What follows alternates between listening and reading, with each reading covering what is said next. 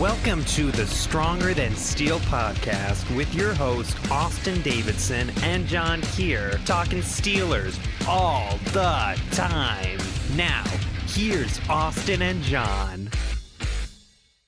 Hello, everybody, and welcome back to the Stronger Than Steel podcast. Today is Season 6, Episode 5, and today we're going to be talking about some offensive tackles in this year's draft. I got 4 prospects today. It's just going to be me today. John should be posting his episodes for cornerbacks and tackles soon, so look out for that. They should be up not far after this episode, honestly, maybe a day or two after, cornerback at least for sure. But let's start this episode talking about some Steelers news, and we're going to start with a surprise. Tyson Alualu had a change of heart and is returning to Pittsburgh. This is a huge win for Pittsburgh. He took a little bit less money, I think, up front to stay with Pittsburgh. It's a crazy story. He got COVID, so he couldn't sign with the Jaguars officially, and with 10 days to think about it, he decided to come back to Pittsburgh. He said this is where his home is, this is where he wants to stay. So he signed a 2-year deal with Pittsburgh to stay here, which is huge news. It lowers interior defensive line to a no need anymore. Like, no need at all, because you have him, and then now you have Chris Wormley, you still have Isaiah Buggs, and you have Carlos Davis, who you just drafted in the 7th round last year. But that was huge. The Steelers also, as of today, have re-signed punter Jordan Berry. I didn't think that was going to happen. I thought that it took so long that it really wasn't, but Jordan Berry is going to be back with the squad and being the punter, and it negates needing a punter. And unfortunately, Corliss Waitman likely will not be getting the starting job, at least not this year. Then they are also in the process of signing some more O-line depth in Rashad Coward. He started 18 games for the Bears over the past 2 seasons and can play tackle or guard, so that's some flexibility for the Steelers going forward. Not guaranteed to make the roster, of course. I mean, now they signed Haig, and Haig got more than veteran minimum, so that kind of ties him to the Steelers, at least for this year. But it's a good signing to compete in camp if they draft someone at this position, guard or tackle. But yeah, we're going to be going into the tackles. And like I said, I have 4 prospects today. And I guess I'll just hop right into it. I'll let it be a surprise today. Last time, I told you guys who I had first. But now I'll just hop into it. And just before I start, I did this a little differently. I kind of did how I did J.C. Horn at the end of the cornerbacks episode. Instead of kind of scripting out what I wanted to say, I kind of took notes. And I'm just kind of going to talk about the notes more than going off a script. Other than like the overview and the conclusion, I kind of wrote stuff for that. But regardless, I thought it would work. I think it flows better. Please leave me comments in just what you think about how I'm evaluating them, how you like it done. If you prefer the script wise, I felt like with the script wise, I was tripping up on my words a lot more. So, and reading, I would accidentally type some things wrong. So, I feel like this works better. But you guys let me know. You guys, if anyone wants to let me know what they think about how I do it, I take constructive criticism really, really well. But anyhow, off on a tangent. My first prospect is Brady Christensen from BYU. He's a left tackle. He is 6'6" and 305 pounds. He came out of high school in Utah back in 2015 as an unranked player and originally committed to Air Force before switching to BYU. After 2015, however, he went on a 2-year mission to New Zealand, going on to return to BYU in 2017. After redshirting the 2017 season, Christensen was able to secure a starting role in 2018 at the left tackle spot and started all 13 games. In 2019, he returned as the starting left tackle and played in all of BYU's games again. In 2020, with more lights on his team due to likely top 3 pick Zach Wilson, he garnered a lot more media attention through his fall starts and was able to secure AP First Team All-American recognition. Following his redshirt junior season, he declared for the draft. So, what's going to be good about Christian, I found, was that his move blocking was really, really good. I felt like on the move, when he got movement going, he was pushing guys back. And honestly, just to give it, he had probably the biggest push out of all the guys I looked at today.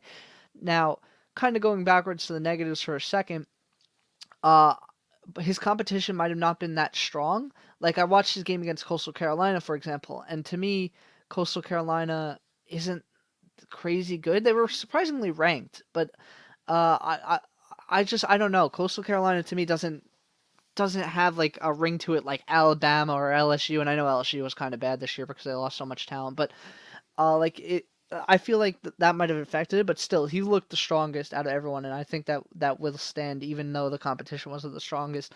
Uh, and that's because he was actually strong. He put up 30 bench press reps at his pro day the other day, where Zach Wilson shined, but Brady Christensen had a really, really good pro day. Uh, like people weren't really paying attention to it because they were more about the Zach Wilson news, which was understandable. But Christensen had a really strong pro day, and that 30 bench press reps was really, really strong for him. Then when I was watching him, I found that he was fast off the snap. He was also the top at that. Like he was the fastest off the snap out of any of the guys I looked at today. Honestly, borderline false starts. It was kind of crazy. I felt like he was moving so quick that it almost seemed like a false start, but he never got called for false start on tape. So uh, I found that to be really good for him, and obviously getting that early edge is good for an offensive lineman. Then he finds work. If he's left alone, he's going to help double team block, and it's pretty good. Then he was surprisingly not beat by speed. Uh, it's just he was considered not an athlete, right? Like people that was a knock on him. They said he wasn't very athletic, and that was gonna affect him. And so I went into his tape knowing that, like, or knowing I've heard that. And so I was kind of surprised that when he wasn't beat by speed, like he was decent enough where he had adequate lateral movement to be able to get to the side. But then he's blocked multiple guys on tape. Going kind of back to his strength, he blocked multiple guys on tape a multitude of times, not just working to the next level. He was pushing guys into one another. Like it's not just working to the next, like blocking one guy and then working to the next level and blocking another. Like he was taking one guy and pushing him into another guy, and it was really, really good. So again, really, really strong prospect. Then he's good on handoff blocks. I don't know if that's the actual term for it. Handoff blocks, pass off blocks, getting blocks passed to you from your fellow offensive lineman. He didn't really struggle with that. He was prepared when a guy moved over to him when he started on his other guy. He was really good with that. Then crazy, you know how I was talking about how he's a good move blocker, and once he gets moving, he's really good. He's a monster on the second level. Getting the second level, he destroyed people. Absolutely scary for defenders to see on the second level because he's just once he gets a little bit of speed, it's usually over. Then he has good control on moving who he's blocking. He doesn't really let them block shed as easily, so I thought that was a plus. Obviously, you don't want guys to get off your block and make the tackle. Then he had good vision to pick up blitzes.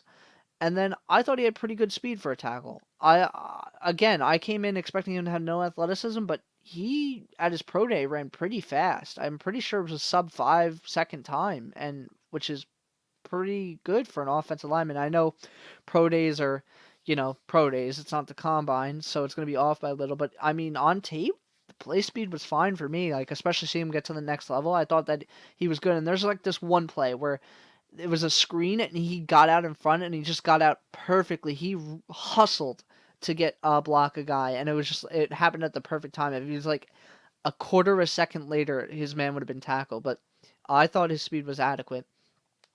Now going to the negatives, he's going to be 24 by the season start because he went on a mission. He went on a mission for 2 years with BYU before actually getting to start. Kind of delayed his NFL career, so he's going to be 24, which is kind of tough for a rookie. It's something to consider. Then something I watched through most of his tape was when he was going low and diving. It just wasn't very good, especially in the Houston tape. I watched the Houston game. Like for some reason, like I don't know why he even tries to go low or dives. Like I feel like it was really okay. Let's change this up for a second. It's really the short yardage situations that he did that, and he really, really struggled in short yardage. He couldn't get a push, and it's really surprising for a guy that showed to be so strong in other scenarios that he really struggled in short yardage. I think it's because he doesn't get that early advantage on the snap to block time, where on other snaps, like you might have a little bit more time with the defenders. The defenders need to get there in short yardage, so I think that might have affected him. So he didn't get as much of a push. His punch wasn't as strong in those scenarios. But it's also because of the short arms he has. He lets the defense get the hands on him first a lot of the time. So that affects it. So again, the defenders are closer. They're expecting a short yardage run. I felt like he was really, really rough in short yardage situation. I didn't really. I'm going to be honest. I didn't really see many good things in the short yardage situation that BYU had in the games that I saw. I'm sure that there is. He's done well on at least one snap in short yardage, but I don't think on the tape I saw he did. He really, really struggled, which was unfortunate. Then I felt that some plays were questionable for holding. I kind of joked about being questionable for false starts, but that was really just a joke. I think he's just really, really good. On the other hand, for the holding, I think that at the NFL level, he's going to get called a little bit more for some of the things he did. He had his arms hooked at times, and I was like, that's kind of borderline holding. But he didn't get called. He only got called once on the tape that I saw. But yeah. Then he only has average lateral speed and change of direction speed, so that's gonna affect him. It's not great, not terrible. It was enough, which again I was expecting really bad. So I mean I guess that's not that bad to only have average lateral speed, but decent enough, but could be better. Could work on it. Definitely could move on his work on his foot quickness. So overall, Christensen had a really good pro day, showcasing that he was more athletic than the critics thought he would be. I honestly think Christensen is going to be good at the next level. He has his faults. In fact, I watched him give up 2 sacks, and PFF only credited him with 1 in 2020, but I credited him with 2 in literally the tape I saw. So, and then he really did struggle in the short yardage situation, but I think he's going to get it together and be very good for a team. In the original mock draft I did, I got Christensen at pick 74 in a trade down scenario, aka the beginning to the middle of the third round, because uh,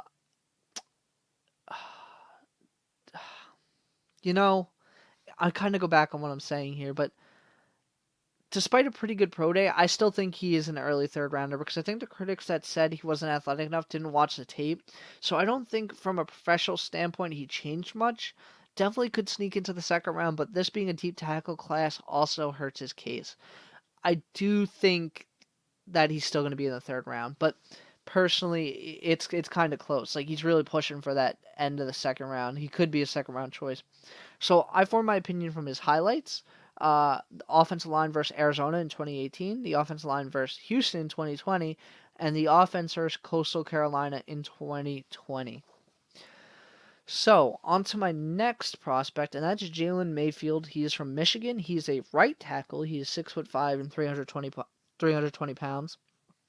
He came out of high school in Michigan as both an offensive and defensive player, where he was named his city's Defensive Player of the Year with 17 sacks and ended his high school career, helping get his team back-to-back Michigan State titles in 2016 and 2017. Pausing for a second, I found that bizarre that he was named his city's defensive player. I had never heard of the city. I don't know how big it could be. Is there really more than one school? But I found that bizarre, but I wrote it anyway.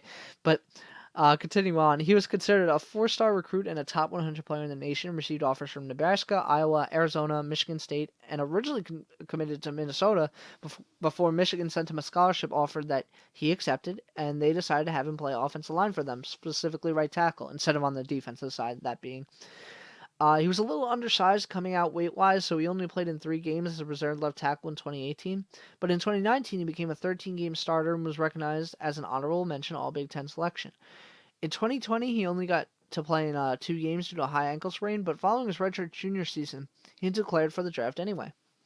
So what's good about Mayfield? He's good at making the initial contact. He's usually the first one with his hands on.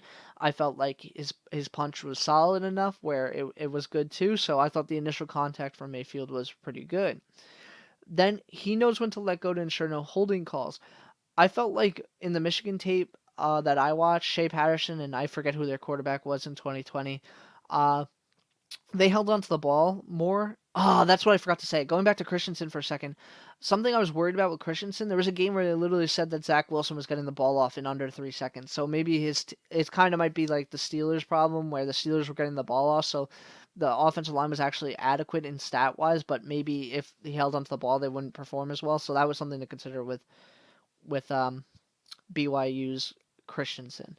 But back to Mayfield, I thought that he was really good at not getting holding calls, and I felt like Shea Patterson and the quarterback in 2020 kind of held onto the ball a lot longer than Zach Wilson and watching his tape. So I thought that he did better kind of sustaining blocks for longer. Not that Christensen couldn't, but I got to see it on tape with Mayfield.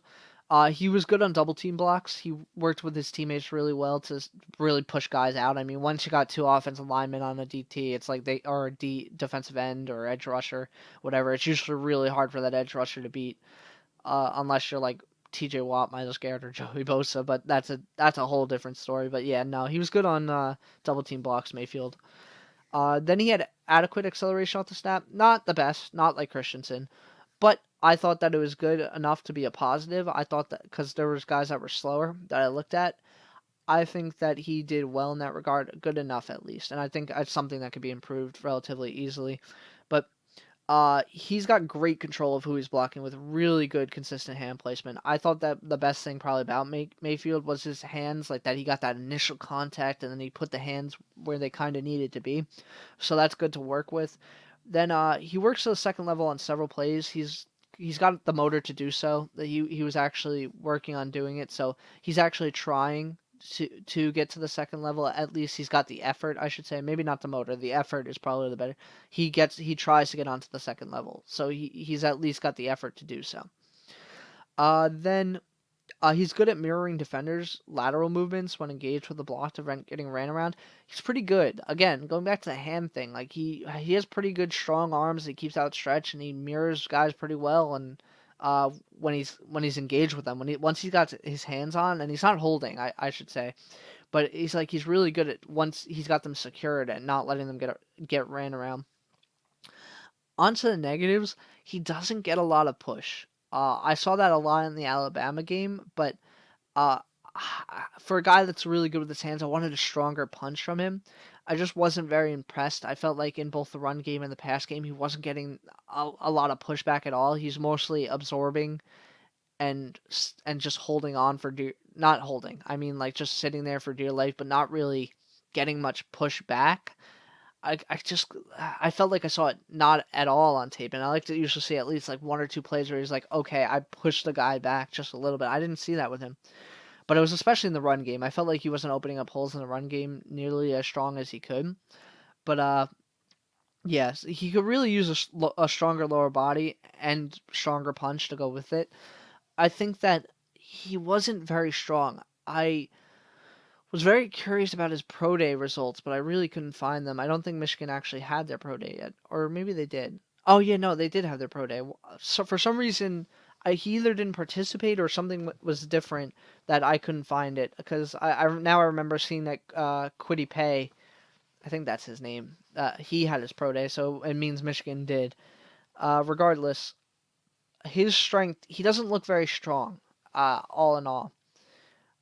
I think that it's really in his base. Again, the punch isn't there either, but I feel like that's less about strength. I feel like he has strong arms. I feel like he needs a stronger base to put out a stronger punch. And I feel like he'd push guys back more with a stronger lower body as well. And that being said, he got walked back a few times by stronger competition, which is not ideal for a guy his size. He's 6'5" and 320 pounds. I really would have liked to see a guy not like him not get walked back, especially for highly touted he is. Again, needs to work on that stronger lower body. I think that will not happen, but I am worried going to the NFL level when you're dealing with bigger guys than you did in college and more advanced guys with more tools. It's really going to mess him up. Then he's just slow. He's sluggish, and it makes him bad against speed. He looks really sluggish moving around there. And I felt like he really, really struggled against speed as well. So speed and power both kind of messed him up. He kind of needed to go up against an average athlete for him to win some matchups. But like he looked a little bit sluggish out there, so that was something to concern about because it also made him bad at reacting to blitz pickup. I felt like he wasn't fast enough to get on guys blitzing to the outside and working around the edge, so that concerned me as well. Then he's too quick to work up to the second level at times. The effort is there. I gave him that. I gave him that as a positive. But he needs to secure immediate danger first. There's times where he would kind of half block a guy, but it wasn't very good block on the first guy, and then you'd move to the second level and wouldn't really even block anyone on the second level, where it would have been just so much better if he just stayed on the first guy, got a really good block on him first before trying to work to the second level. Then defenders that had really good hand usage, and again, this is why I'm worried for the NFL level, where it's more powerful and they got more tools.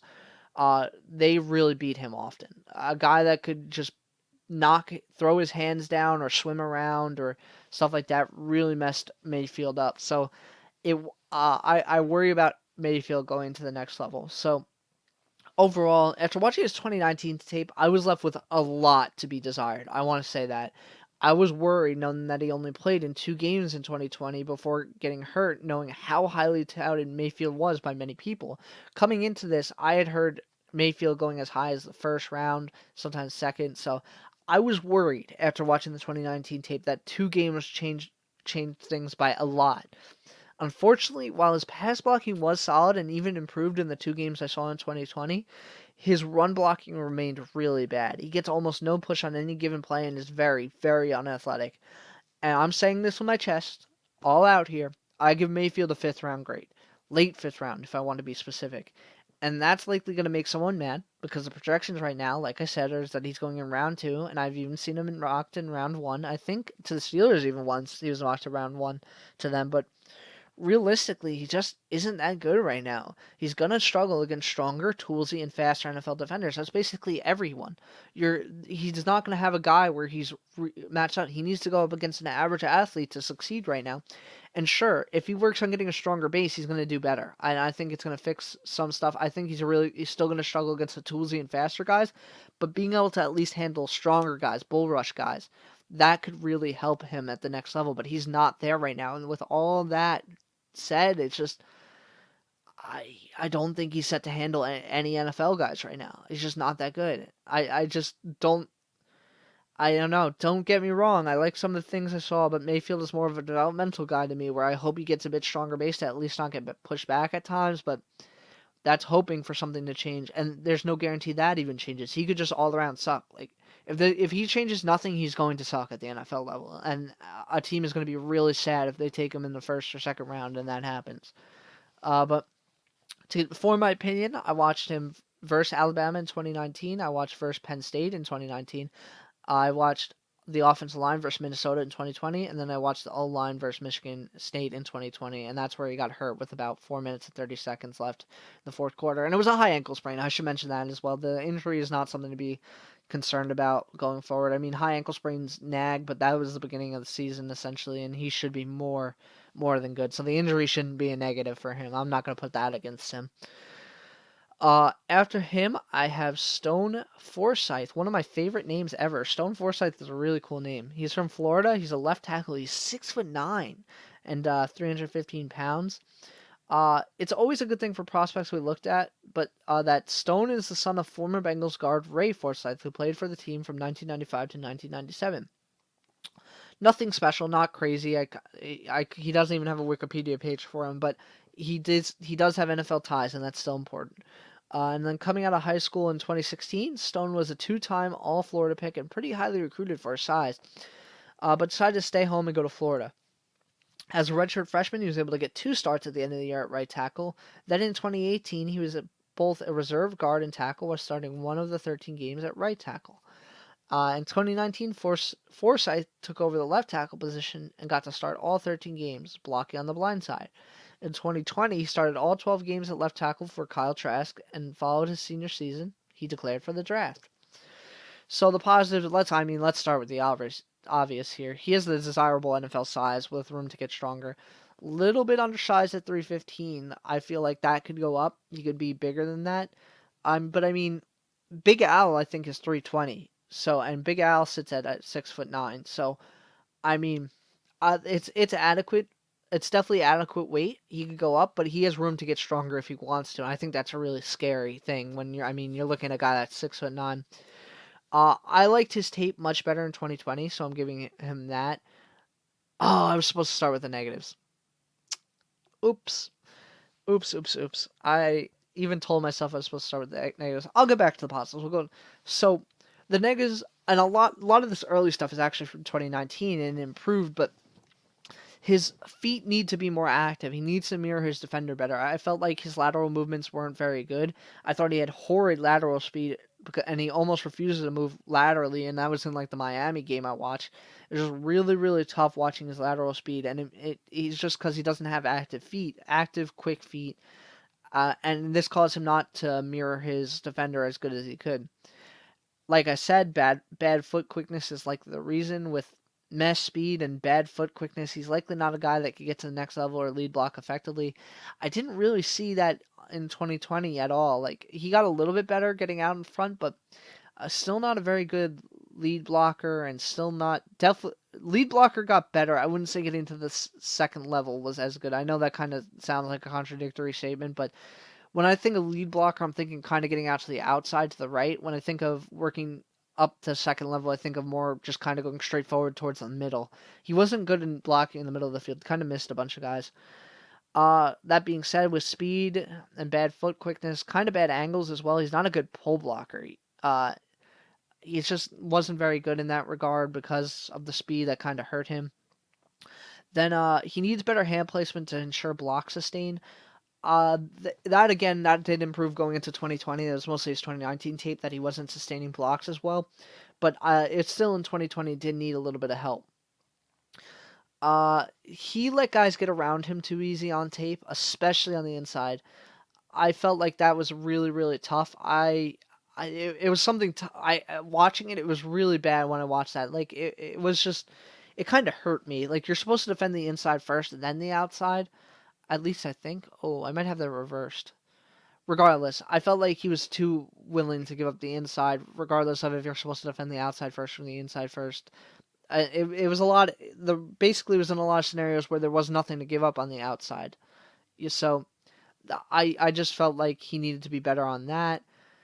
Then, as bizarre as this sounds, he really needs to warm up to whatever position he's playing. I felt like a lot of the starter games were really tough for him. And then in the Oklahoma game, when he switched from left tackle to right tackle, he struggled for a little bit, but before settling in, and then they put him back at left tackle, and he struggled for a little bit again. It seems like he really needs to warm up to the position, and he might only be suited to play left tackle, or he might have to stay at the position he's in, despite having the versatility of having played left tackle, right tackle, and then also being a reserve guard. So that is something of concern as well. Then going back to the second level stuff, he missed quite a few blocks on the second level. He took a lot of bad angles, so that stayed in the 2020 tape. But back to the good stuff. He has great sustain on move blocks. Generally, he doesn't have good sustain, but on move blocks, pretty good. He's good at keeping his guy where he needs to be. He got much better push in 2020, as I said. I originally gave him a negative of saying he didn't really have a good push, but in 2020 I saw that improve a lot, so that's something that I was glad to see got built on. Then he's good on pass-off transition blocks and also blitz pickup because of good vision.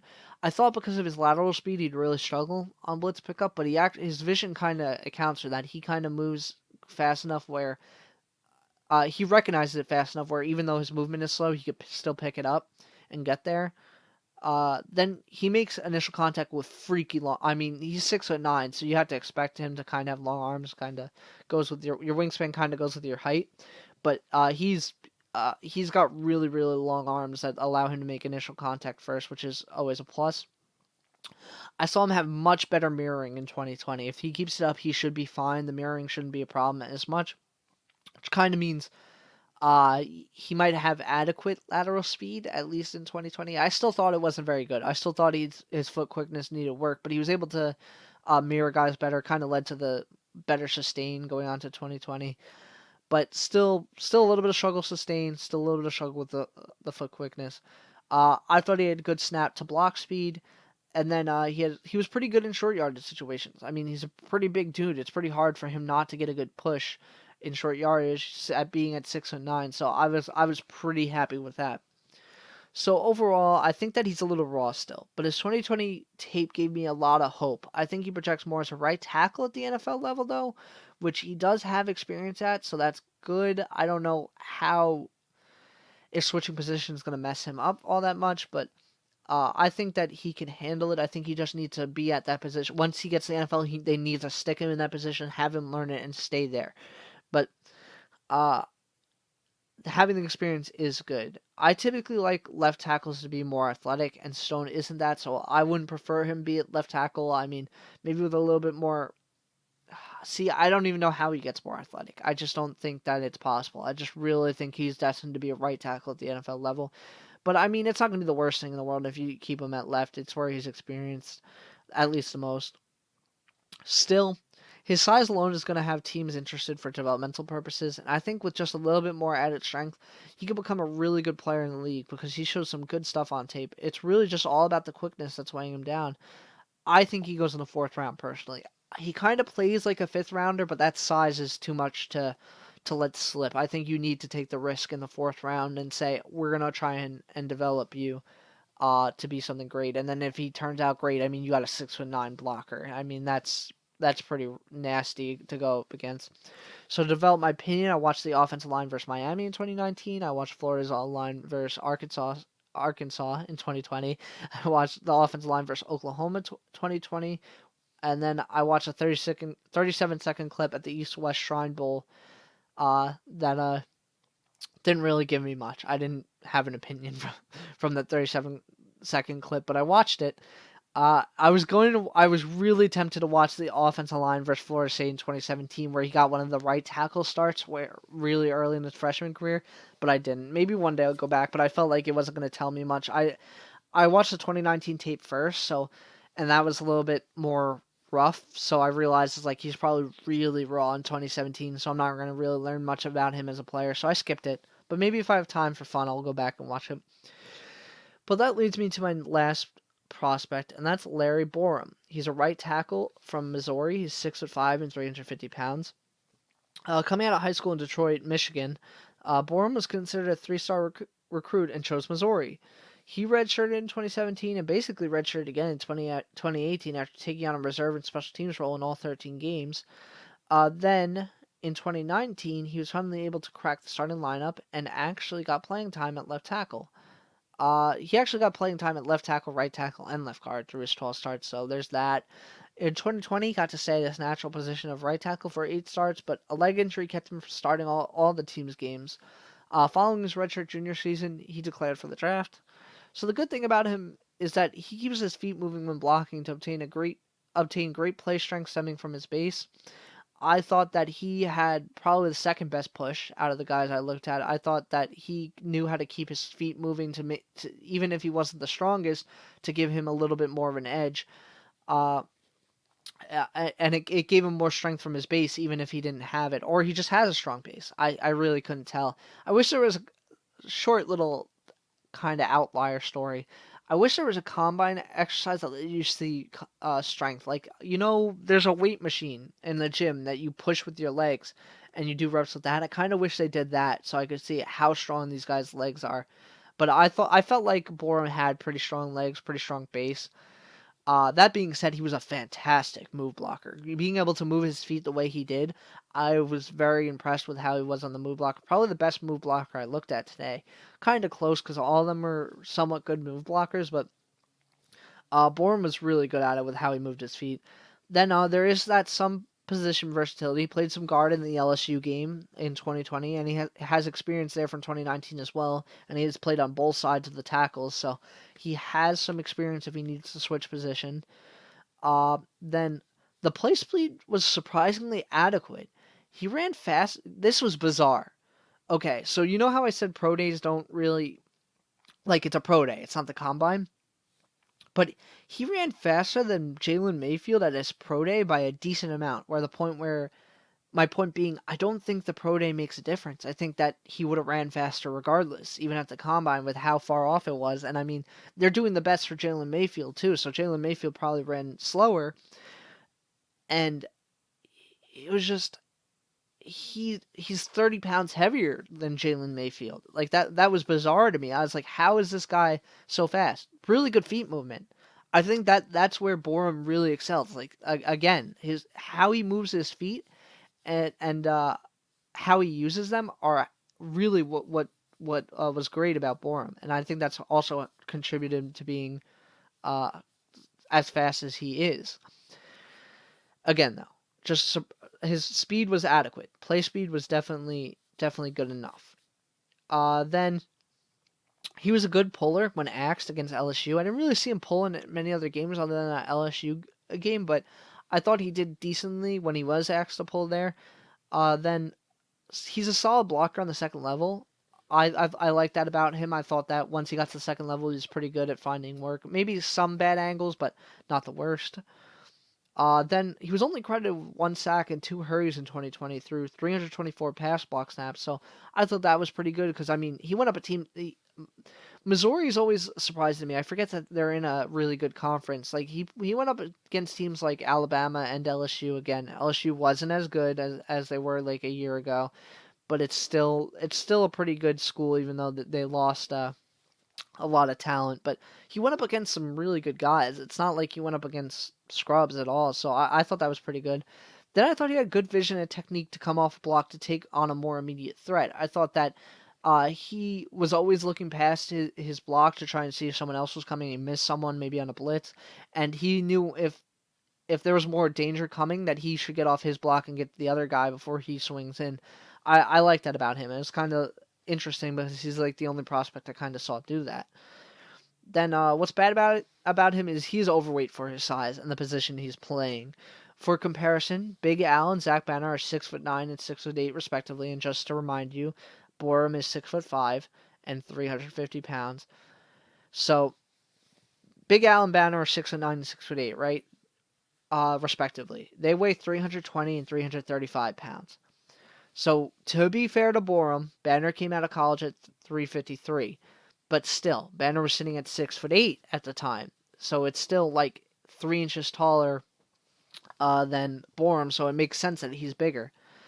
Then I found that his snap to block speed was really slow. He was a little bit slow off the line, and I thought that was a little bit detrimental. I think that it could have made a big difference it could make a big difference if he fixes that, if he's more faster off the snap.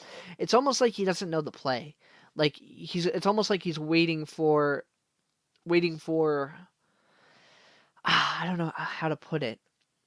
Because obviously you're waiting for your quarterback to make the right cadence, to make the right call, but it felt like he was waiting for the ball to be snapped to then move. That's kind of how slow it felt. And that was disappointing to me. I thought he could deal with smoother lateral transition. He looked jumpy when he was making lateral movements. I felt like he got off the ground a little bit, like with how jumpy he was. Like not like he was actually jumping, but I feel like that's going to get him pushed back at the NFL level. If he's coming off his feet, like even at all, if he's putting weight on like not the balls of his heels. So that was something that I watched a lot. Then I thought he seemed to wear down towards the end of the games. I felt like he had bad conditioning. I feel like that comes with the weight. I feel like he's a little bit too heavy right now, and then he has bad conditioning overall. So I think that that's something of concern. He's got to have better conditioning because I really didn't feel like it was effort. It just really looked like he was gassed towards the end of the games. Then he got backed up quite a few times on tape, probably more than a guy his size should because he's so heavy. Like I feel like he should have had a stronger base. That's the part of the problem where I didn't know if he had a strong base or not because he was getting walked back a lot, even though he had really good feet movement. I don't know if he has the strength to match it. It's also likely because he waits for contact and doesn't typically get his hands on first because he's waiting for the contact to touch him. So that also could be a part of it, that he's not getting his hands on first. Then he ended up on the ground a couple more times on his tape than I would have liked. So that was something of concern. Nothing really dangerous got where he ended up on the ground, but still, he's got to maintain better balance and stay on his feet. So, honestly, overall, it shocked me that his average rank on big boards is around 150. His tape was really good, and even in Missouri's blowout loss to Alabama, he did really well. Missouri, bright spot for the team. He is not the reason they lost that game that bad. He may not be able to play a tackle at the NFL level, especially at his weight, but with experience in other offensive line positions, that doesn't even concern me if a team did want to switch his position. essentially the highest he's been ranked by anyone on the big board is 87, which for me is even for me is too high. But that was literally 5 months ago, and no one else has recorded under 133 uh, at all. Like since then, that was like the first one to come out. For me personally, I view Borum as a fourth rounder. I think he can manage his weight. He will get it together, and then he'll get it together because I was surprised by his play speed already at that weight, and him being faster is scary. Late fourth rounder though. I could see him going into the fourth. I'm sorry, I could see him going into the fifth for sure. Because he's not perfect. I'm not gonna say he is, but and then also he's been used to playing tackle, and the team might want him for guard, so that's something to consider. So I watched his highlights. I watched the Missouri offensive line versus Alabama in 2020. I watched the offensive line versus Georgia in 2020, and I watched the offensive line versus LSU in 2020 to gather my opinion. So now I'm going to rank my prospects. And first and foremost, I'm starting with Stone Forsythe. He is the perfect wow, I can't speak. I'm sorry. Perfect developmental pick that wouldn't have to start immediately, but with his intangible size could be great. Kind of like with Big Al. Big Al sat for a little while with the Steelers, learned the position, got really good, and then was able to become a starter. I think with how the Steelers addressed their tackles in this offseason, and now they added another guy just today, or they're going to, Rashad Coward, who can play tackle, I feel like Stone Forsythe would be a good addition as a developmental piece. Doesn't have to come in and start right away, but could turn into something great. So for me, Stone Forsythe was my personal favorite. After him comes Larry Borum. If he really goes where he's projected to go by everyone else, he's going to be a steal. Also, a solid developmental piece with some position versatility, where he doesn't necessarily have to be a tackle. Might not be able to play a tackle. Might have to be a guard, but I think that he's worth taking the risk on, especially if he's going in round 6 or round 7, and that's kind of where people have him going mostly. I think that would be great. After him, I watched him first, and I really thought I was going to rank him last because of his negatives. I have Brady Christensen, but it's bizarre to me. He's not the last. Christensen actually had the best tape by far. The problem comes in one where he would need to be drafted. That's pretty high for him. I mean, I think he deserves it. It's just high for where the Steelers need an offensive tackle. Then two, it was his weaknesses. It's not that he's a bad player. Where he isn't strong is currently the same weaknesses the Steelers have now, where he struggles in short yardage blocking. So I just don't personally think it's a good fit to take a guy that's bad in short yardage blocking and put him with a team that really struggled in short yardage situations. I think he's going to be a great pick for another team, though. I think a team that sits and develops him, doesn't care about the short yardage stuff because their team doesn't suck at it like the Steelers do. I think that he's going to be a good player at the next level. I just don't think he fits with the Steelers personally at that value with where his weaknesses stand. And that leaves Jalen Mayfield for last. He had worse tape than Borum with a first or second round consensus grade. Absolutely not. No thank you. I mean, if I'm going to take responsibility and say that I'm probably the wrong one here, that he likely will go in rounds 1 or 2 because of the consensus. But that team's going to be miserable. That team that takes him, I feel sorry already. I really just think that Mayfield is not worth it. I sincerely give him that 5th round grade. I just don't like him as much as other people do. I really felt like Larry Borum was better to watch. I say that with my chest, and I really believe it. I would stay away from Jalen Mayfield, and what scares me is that Mike Tomlin really loves his Wolverines, and he went to the Michigan Pro Day. So, you know what? I would be really, really sad if the Steelers use their first or second pick. Realistically, I'd be sad if they used their first, second, third, or either of the 3rd round picks on him. 4th round is like, all right, that's not bad. 4th round developmental, that's not bad. And then 5th round, I'm like, yeah, that's about right. Any later than that is a bonus, but there's no chance. I'm like, he's almost guaranteed to go at least in the 3rd round based on where everyone else is putting him. You never know, though. I've been right about some guys where I said, wow, they really suck and they're not going as high as they were. Troy Dye, for example, consensus 3rd rounder, went in the 5th round. Granted, I said he isn't worth being drafted at all, but fell later. Guys like that. So there's that. But anyway, I think that wraps up this episode of the Stronger Than Steel podcast. If you enjoyed listening, you could check us out on our social media down in the description below. And everybody, have a good day. Have a good night. regardless, wherever you are, just have a good time. Bye, everybody. You have been listening to Stronger Than Steel podcast. Thank you for joining us today, and don't forget to check out our website listed in the description below.